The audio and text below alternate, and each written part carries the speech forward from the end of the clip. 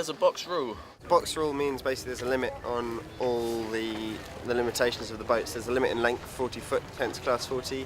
There's a limit in depth of 3 metres, a width of 4.5 metres, and a height of, I think, 19 metres.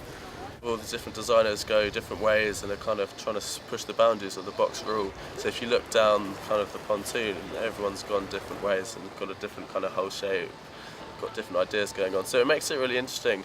There's a few different ideas. Generally the newer boats have gone to a much more beamier, wider at the back surfboard type of look. And it works well off the wind and reaching, and then upwind it's less good. So if you look at the two new, the Pogo 2 and the Collier 2, they're quite similar in their max beam, whereas this is one of the newer ones, and it's got much more rocker and it's a bit different, much more of an all-round shape of boat. The boat behind me is a Rogers 40. It's one of the older designs, but it's quite safe. The last double-handed transatlantic race called the Soledad de Chocolat 2 years ago was won by this design of boat. The boat behind me is a RC2, exactly the same as us, and it's sailed by a guy called Terry Bouchard, who's a good skipper and has been kind of one of our main competitors over the last few years.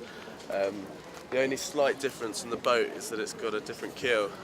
They've got a smaller bulb and they put a little bit of weight into the fin itself, so it just has slightly less rising moment. Better in the light, not quite so good off the breeze. And it's quite interesting actually looking next to it. We've got the first Collier, which is the same as Concise 1. So you can see kind of the generation and the progression between the designs of the boat.